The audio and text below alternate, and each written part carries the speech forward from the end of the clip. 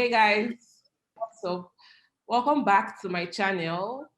In today's video, we're going to be talking about some of the mistakes designers make when starting out. I know when I was starting out, I made a lot of mistakes. I feel like I'm still making mistakes. So today, I invited somebody to come and talk about this topic very well, because I don't just want to talk about this topic alone from like my own knowledge and from what I've heard other people say or from what I've read. I wanted somebody who is more senior, like a senior designer, to come and just break down this topic for us. And we're going to be having like a series of this particular topic where other designers just come and share their opinions so we can all learn from it. Yeah. So today we have a very special guest. He's the lead designer at Paystack. You already know him. His name is Opemipo. So you guys join me as a welcome. Yay! Hi, Opemipo. Okay, let me allow you to introduce yourself before we start chatting. So please, can you introduce yourself? Yeah, of course. Hi, everyone. My name is Opemipo Aikomo. I lead the design team at Paystack. That's pretty much my claim to fame. So I guess that's why I'm here to talk about this now. Yeah. Hi, it's nice to have you. I'm so grateful that you agreed to do this with me. So I know that people make mistakes. Okay, let me not talk for everybody. Me, when I started out, there were some mistakes that I made. And if I could go back, like there are things that I did that I would have not done. So like, can you just share like a few mistakes that you feel like designers are making, young designers are making? And, if you can also like offer suggestions on how, or should I say corrections, or things that they can do so that they don't make this mistake. So when I saw the topic, I was actually very amused because I feel like this is a setup. Like there's so many mistakes that I'm probably still making right now, and many mistakes to come. Right. So I want us to just come from a personal perspective where we just talk about our experience, and then maybe from there mistakes come up. Yeah. Okay. I found one thing. One mistake. Yes. Yeah. One. Well, I could call it a mistake. Is the feeling like you know it is really risky because like it's fine. It's actually feel like you figured it out and that okay, you're really it's really risky because the better you get at something, there are plenty of sayings about the whole like the more you know, the more like you realize that you're very ignorant. That kind of thing. Yeah. So that was I think lesson number one for me. Just realizing that a lot of my understanding of stuff wasn't really complete. Like I didn't really get the full picture, especially as it applies to working in an actual company. Like like when you're doing projects for yourself and you're doing case studies and stuff, it's very different. Yeah, it's very different. Yeah, I get what you're saying. I can relate. Like I can relate so much. Yeah. Okay, so you just mentioned that one of the mistakes not mistake per se, but like one thing that you notice, I don't want to call it a mistake, is feeling like you know something and then getting to the realization that you don't really have so much knowledge on like this aspect, right? There was this time like I felt like I actually knew what I was doing. And then one day I was having like a conversation with somebody and they started mentioning things and I'm like, is it like is it the same thing? Because I felt like I knew. But people start mentioning things like, wow, I actually don't know. Let me just go back and read. And that brings me to like one of the mistakes that I made when I was starting out. I didn't really like settle down to read or understand like the basics or anything. Okay, so for graphic design, I actually read and practiced, and I mostly read and watched videos. I didn't practice a lot. I only practiced when I got a laptop, right? But then for UI UX, I didn't really, read very well before just entering. I just read like a few things and then I just got the job. I mostly got the job, the internship, because of like my UI skills. Not like my UI skills is great, but for an intern, then it was good enough, right? So that's why I got the internship.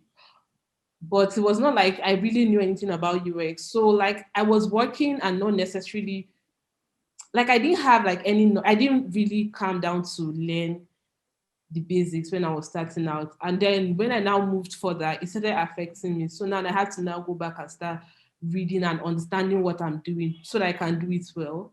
That's like one mistake that I made when I was starting out. Yeah. So I have something to say about that actually. yeah, And I agree with you that maybe we should stop calling it mistakes and we should just say like things we've learned, just like in our career. Yeah. Because I think there's a flip side to that, right? To what you just described. The whole like just going headfirst into something and then, learning along the way and then figuring it out. Because you could have gone the other route of waiting until you felt that you completely understood this thing before you put yourself out, which can also be a crippling position to be in, right? Sometimes I think it's actually cool to just like just put your head in and just eventually learn that, oh, there's more to it. Yeah. And I think this is why I mentioned the thing about not feeling like, I'm glad that I like to learn. Yeah. So like till now, I'm always trying to learn something new to see where my gaps are, right?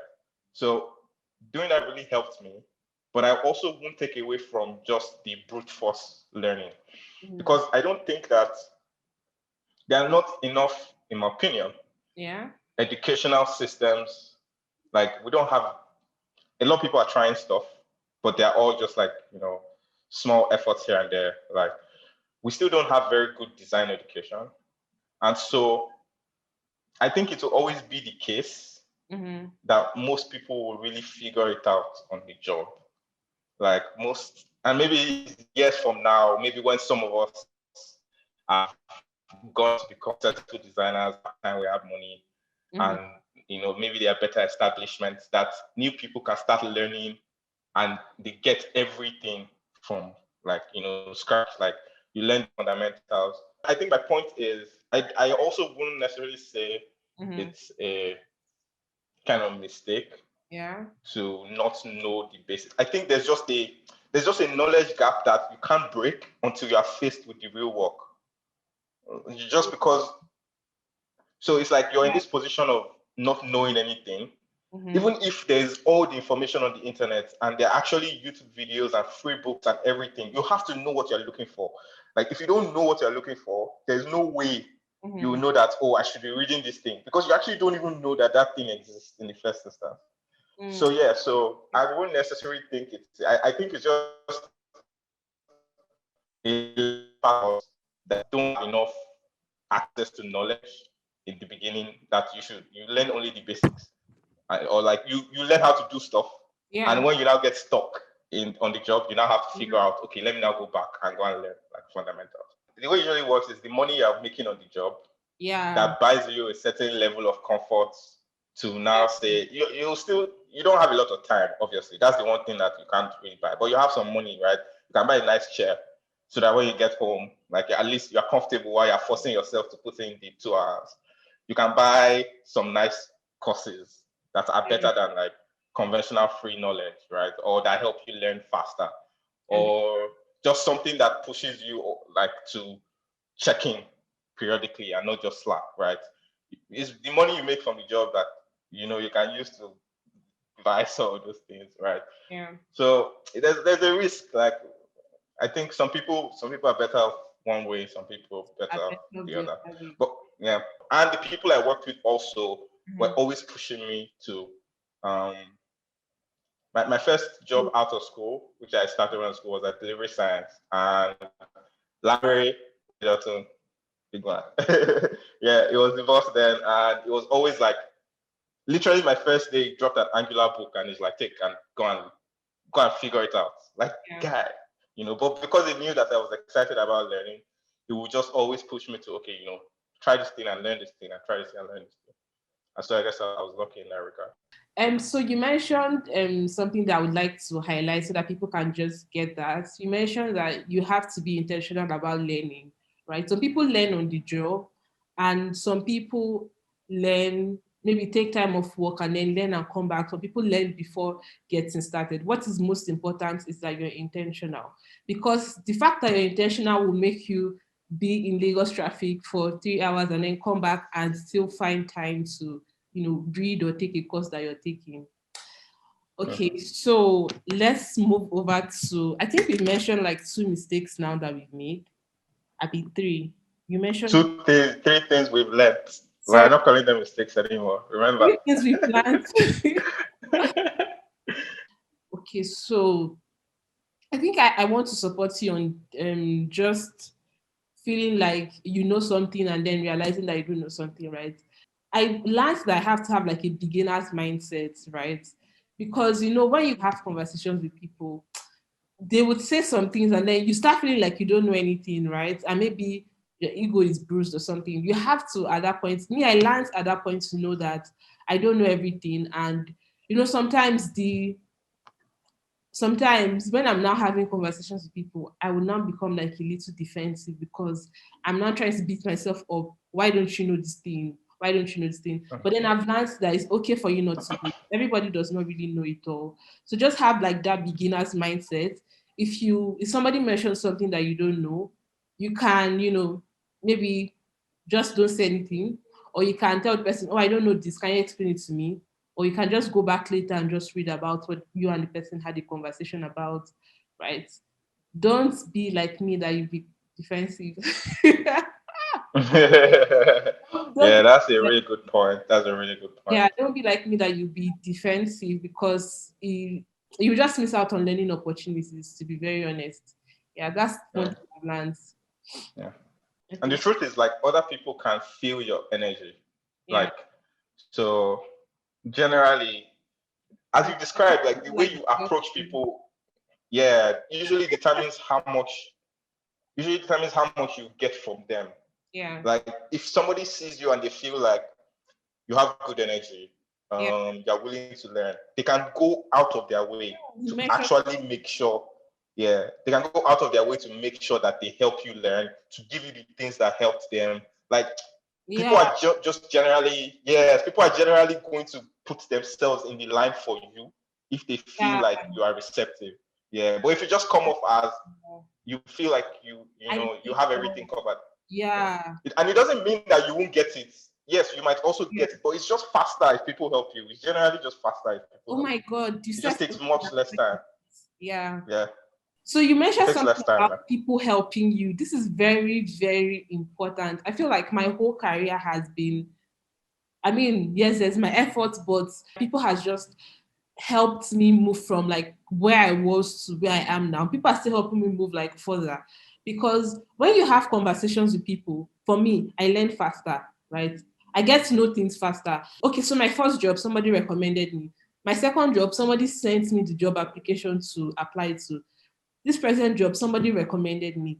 So like knowing people will just take you, or it will take you faster to where you're going to. It's not like alone you will not get there, but knowing people will just, Yeah, but it would increase the pace of you. just speed it up, like chop, chop, chop, chop. Yeah, yeah, yeah. Because now people see your energy. And if I was like trying to figure it out alone, I know that I might not be where I am today. Also, people like their job openings, every day, and then job openings that people are not even aware of, right? Because of somebody that knows you, mentioned it to that person that knows you. That's why you're aware of it, and that's why you have the job. So knowing people or connecting with people is very important. And I made a video on how to network with people if you're an introvert. So make sure you check that video out. Yeah, Or I network watched that already too. to my audience. But networking with people is very like it is actually very, very, very important for you to just grow and move faster, right? So reach out to people, right? There are a lot of people you can reach out to online, and there are a lot of people that are willing to help like other people, but you're scared and you don't reach out to them, and that's how you miss the opportunity. So reach out to Yeah. And what's the worst case scenario? They'll air you and they won't reply. You move on, like you just keep you message the next person. Yeah. There's something that I've noticed on social media. It's like people would not maybe necessarily talk to you, but when something good happens for you, people would come around. Maybe when you do Uh-huh. something, everybody's saying, "Oh hi, oh hello, oh," and then you're looking at people Yeah. that you've been reaching out to since. They're saying hi to like, Yeah. Well, it's natural, actually. I think it's completely natural. Like, we only have like limited amount of time, right? And you have to give your time to most people, even if you do it subconsciously, you want to give your time to something that you think in some way is either beneficial to you or you feel something for that person. And like, if you don't know somebody, it's very hard to just imagine if you responded to every single person who said, "Here, help me here." You won't have the time. So it does make sense that when you blow, people become your friend. Yeah, it's natural. It's fine. So people can come by way. One thing I wanted to say. Yeah. And one thing I wanted to add about people is that I think they're generally two kinds. Like there's mentorship, but there's also like they're also your peers. Yeah. Right. So for me, the people I live with, my closest friends, they literally push me by just being themselves. Like just watching my friends do the things they do. Yeah. Is very encouraging for me to do. So it's like every time they do one more thing, it's like, okay now. Then I push to, then they push to, then I push to. So I think we spend so much time looking for mentors, people who don't have time, looking for people higher up to give us attention because we feel like, this person knows something that is going to change my, like this person is also trying to figure out his own life or her own life. Like everybody gets their own wahala, right? So the most people you have access to are literally your peers. Like give yourselves like useful, real feedback, constructive feedback. Like just push one another. And I think that's maybe the easiest way to get support, like even outside of And if somebody, for example, gets the job first, right? They have a bit more money, they can pay for a course. Maybe their office offers them a course now. So now you have access to that course just by knowing them. You won't tell the office that you're sharing the course, obviously. But like, luckily, you can be sharing the course and nobody will know. And you just, you move on with that. So yeah, I think that network of peers is just as important as I don't even believe generally.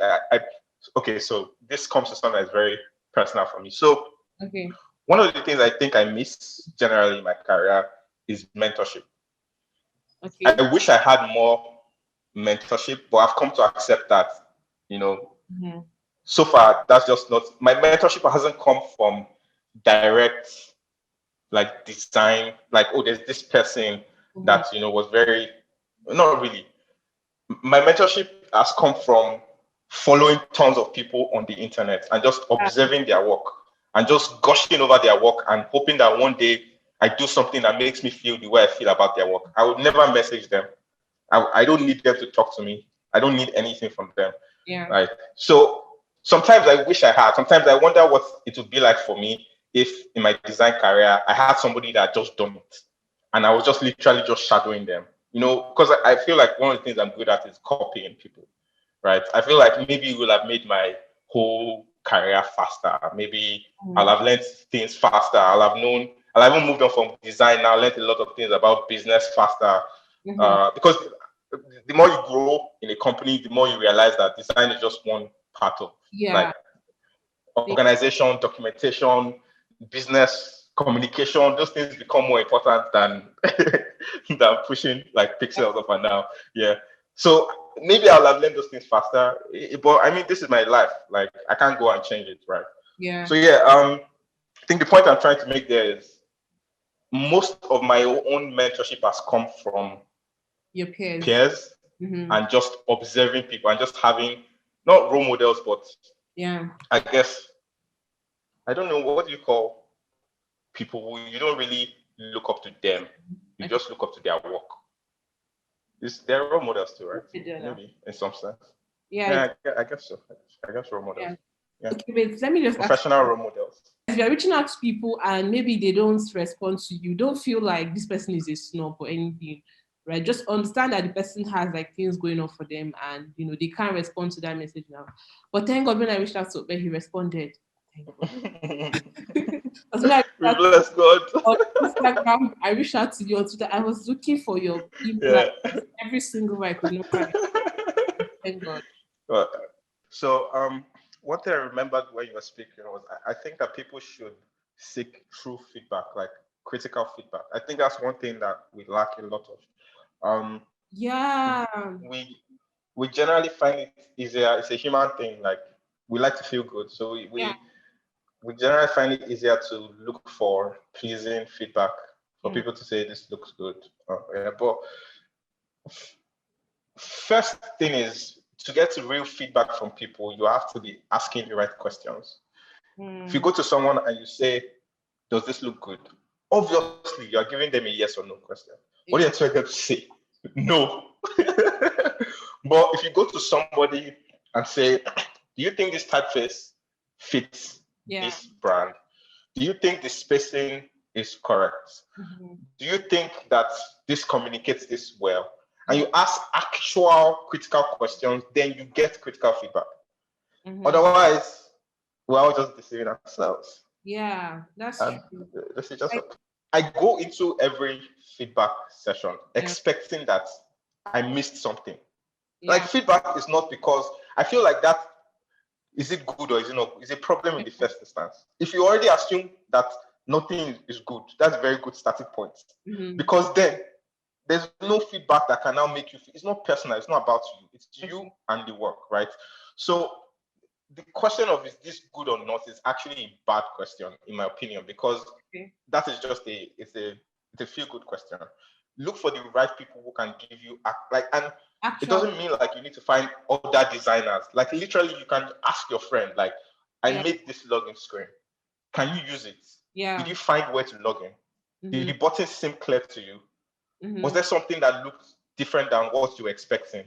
Like it's the way literally we do user research. Like the questions themselves are the problem. Like we should get better at asking questions that help people give us feedback that helps us improve the work. And not to be a sourpuss. It's fine if you just want someone to tell you that it's fine. Because all of us, we suffer from imposter syndrome, we suffer from low self-esteem. So if you just want to feel good, that's okay too. No judgment in this house. But if you're actually looking for feedback, you need to think through the questions you're actually asking to make sure that those questions will give you feedback that helps you improve that thing if you really want to improve it.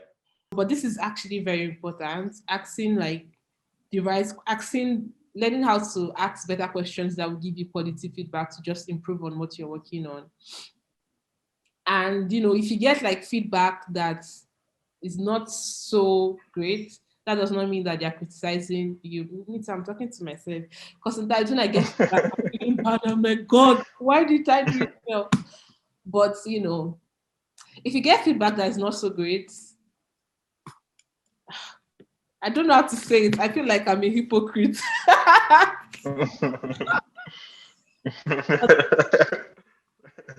Okay, you guys, you've heard. It's fine. Just do you. So, you have you had a couple more? Yes. So I think that to a certain extent, everybody knows something that somebody doesn't know. Yeah. And to a certain extent, most of us are always in a position of either giving advice or getting advice.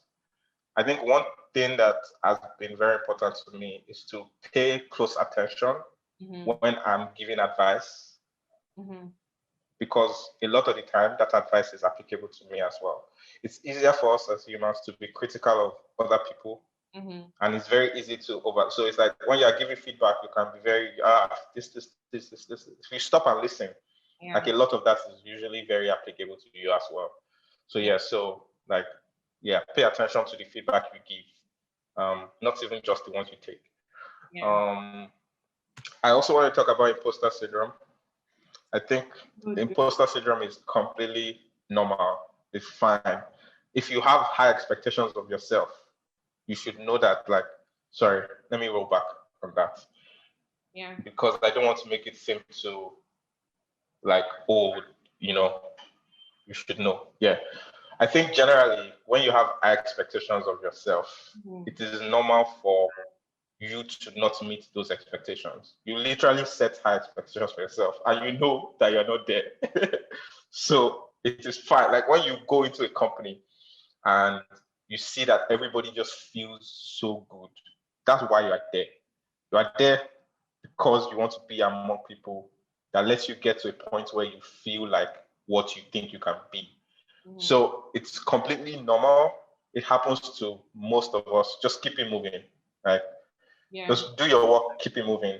And one thing that helps me is I like to document a lot because it gives me a true sense of my own personal journey. Like I can go back and say, this is this thing I did back then. This is this thing I did now. This is what I knew back then. This is what I know now, right? And that sense of growth is good enough for me to know that, like, the, it doesn't mean that the thoughts of I don't know what I'm doing are going to disappear. I feel like they are going to be there. I literally thought of that yesterday. I'm going to think about it today. I'm going to think about it tomorrow.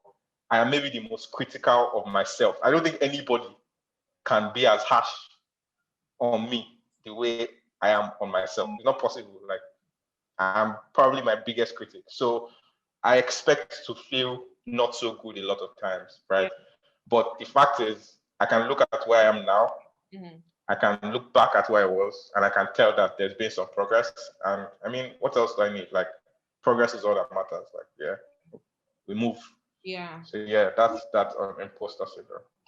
Documenting your process, seeing like how far you've come in terms of like your growth, what you knew yesterday and what you know now is very important, because those days when you feel bad or when you feel like you've done nothing or you don't know anything, when you look back at all the things that you've done, and when you look back at where you used to be, you would appreciate where you are, and then you feel better. What is most important, like Obe said, is your progress. As long as you're making progress, that is what is the most important. So I have to also admit that it helps to be in an environment, a very healthy environment, yeah. where the people you look up to are willing to stop and give you feedback, are willing to, encourage you. I don't think everyone find it difficult in an environment where, people are just harsh, or even worse, people are just silent. Nobody's telling you anything. Nobody's telling you whether you're doing bad, whether you're doing good, right? So if it's possible for you to draw off that feedback, as I said, feedback is feedback, good or bad. Like, in fact, bad feedback, quote and unquote, is the best, in my opinion, because this person has taken their time to say, this is an opinion. Good feedback is always very flimsy. Like, good feedback is, oh, I like it. Oh, how does that help me? It doesn't help me in any way, right? So feel like, if you feel like you don't know where you are, if you've tried, like, retracing your steps, looking at your work, and it's still not working, it's helpful to just find somebody you respect to give you critical feedback, to pull you out from that, from that rut of, I'm not, I'm not where I'm. Somebody has put me in the wrong place. I don't belong here. You're here, so you're here. I mean, there are probably many people who probably applied for that job. The fact that you're the one that got it means you did something right. You are there already, so might as well just keep it moving. Yeah. Yeah. You said something about getting people that you respect to give you feedback. Me personally, if I want honest feedback about something, that's the people that I can't just reach out to get feedback from them, because they might just give me feedback to make me feel good, right? I want honest feedback, right? So you just know the people that you can reach, people that you respect, people Yeah. that be Give honest it about to their feedback when they're giving it to you. Reach out to those people and then ask them for feedback. So you don't just reach out to people who would just maybe lie to you or not be very honest with you, right?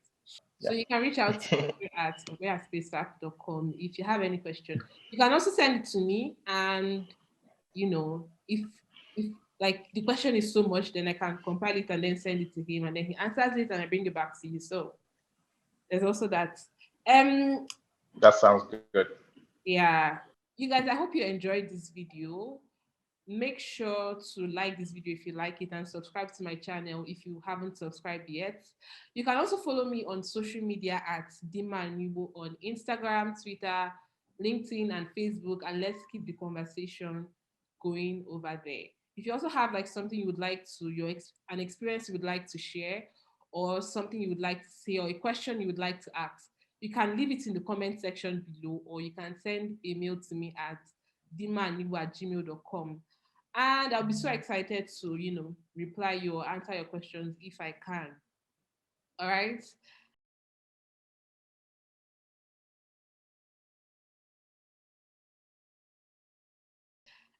Thank you for watching this video again. Thank you, Ope, for coming on my channel again. And I'm going to see you guys in my next video. Bye. Bye.